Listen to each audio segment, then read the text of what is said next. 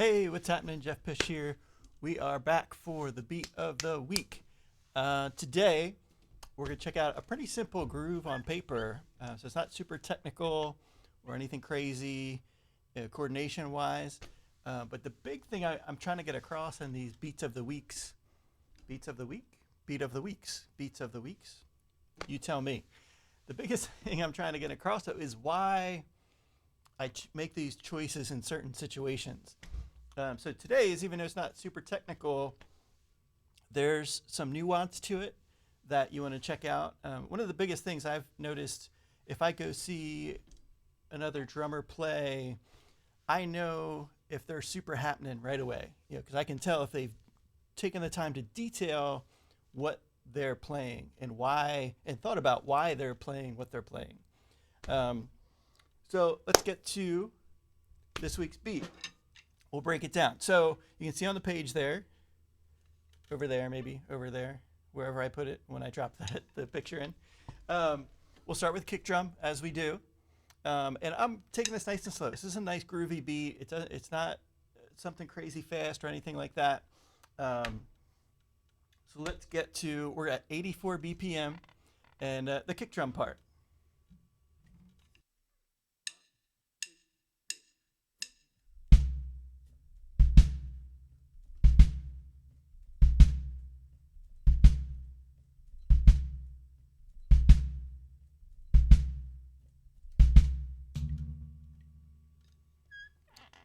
Simple enough. Just repeats over and over. 1, 2, a 3, 4, a 1, 2, a 3, 4.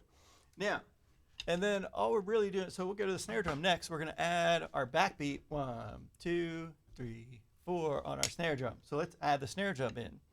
And as we progress, I'm going to start to give you clues on why or when I use this in the live setting. So here's kick drum and our backbeat.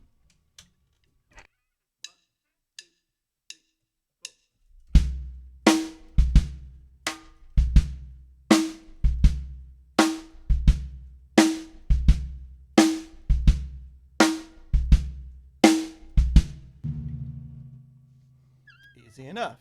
2 and 4, basic. Now, the most important part to me is the nuance of the hi-hat in this particular groove. You can see on the page, it's pretty straightforward. 16th notes. We're doing it one-handed. 1 E and a, 2 E and a, 3 E and a, 4 E and a. Right? The version you see on the page, we're accenting just the downbeats. 1 E and a, 2 E and a, 3 E and a, 4 E and a. What those accents do is provide a certain feel. And so if I'm in a live situation and playing something in this kind of funky, groovy type of scenario, I'll go to that. So say we're in a big solo section, it grows, we're killing, and then we get to the end of the solo section and transfer off to the next soloist, we want to back it down. This works super well in a situation like that. It starts to open up some space, so it gives the music a breath, if you will, and it gives the next soloist a chance to kind of roll into it and kind of get things started. So I'm going to play just the hi-hat, and actually, you know what? We're just put it all together because it's simple enough from a technique standpoint. We don't really have to worry about it. So the key here, as I said, is just the nuance of those accents. We're not jamming away at it. It's a subtle, it's a groovy kind of flow. So here we go with the click.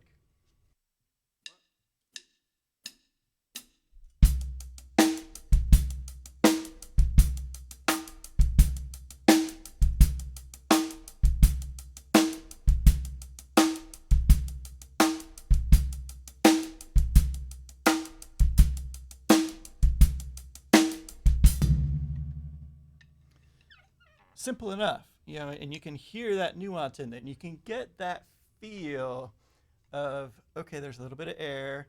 We're just sustaining. We're just basically, if we were playing like a keyboard instrument or even a bass, it's like our version of playing a pedal tone and just sitting on it, and nothing's changing. We're just sitting right there, real nice, and laying some groundwork for the next section to kind of start to take shape. And then we can build from there for sure. Now, one other thing to mention is with the kick drum part, I'm also just giving a little bit of emphasis to when those downbeats hit. The count is a leading tone, if you will, to those downbeats. 1, 2, 3, 4.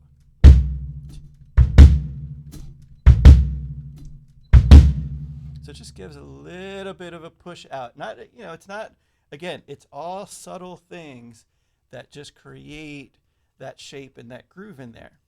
Now, one variation on this is to change our hi-hat part to accenting all the eighth notes. So 1 and 2 and 3 and 4, and accenting those eighth notes within the 16th note pattern. What completely changes the vibe of what this groove is. So I'm going to play just that version with the eighth notes accented.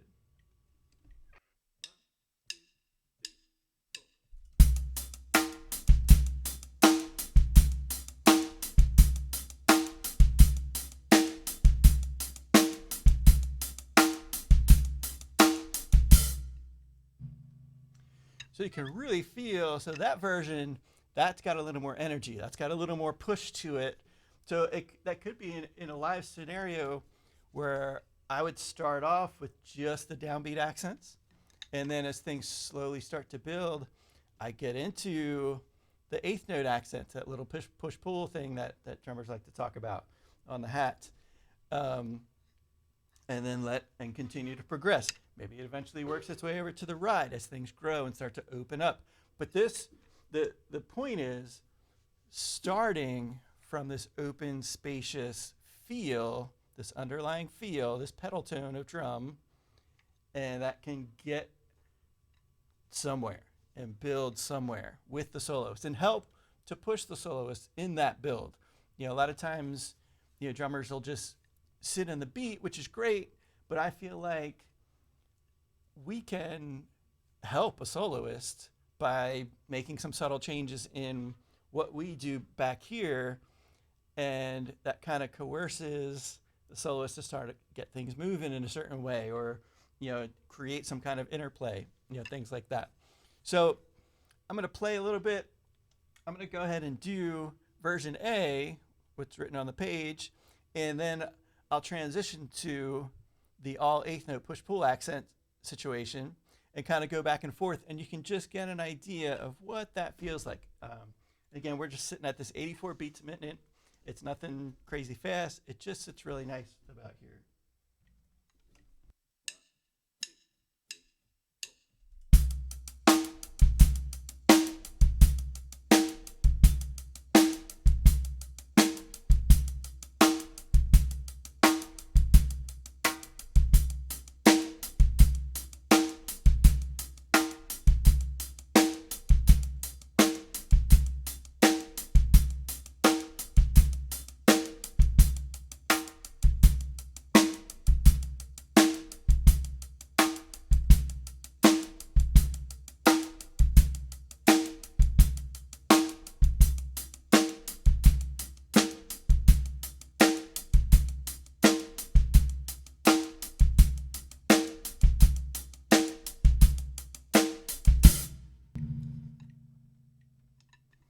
And that's the idea. So you can definitely get a distinct feel change just by making that subtle difference in where those accents sit on the hi-hat. Nothing changed between the kick drum and the snare drum. It's just that simple basic pattern and just subtle nuance with the hi-hat that creates a whole different kind of thing and can help build your solo. So check it out, mess around with it, try your own variations. You can change up different hi-hat accents and experiment and see what it feels like. But still keeping that kick and snare pattern happening so that it's open and it's grounded in that way, and just find little subtle things you can do. You could accent all 16th notes and make them all accented and see what that feels. It's going to be pretty edgy to do something like that. Go off a bell, try different sound sources, and see what you come up with. Leave me a comment if you had some cool ideas and had some things work out. But that's all we got for this week on the Beat of the Week. So check it out. Please do hit that like button and subscribe to the channel if you have not done so already. We just got to 200 subscribers this week, which hey, every little bit counts. You know, one subscriber at a time, as they say. But I appreciate you. Hope you're having a fantastic day, and we're going to catch you on the next one.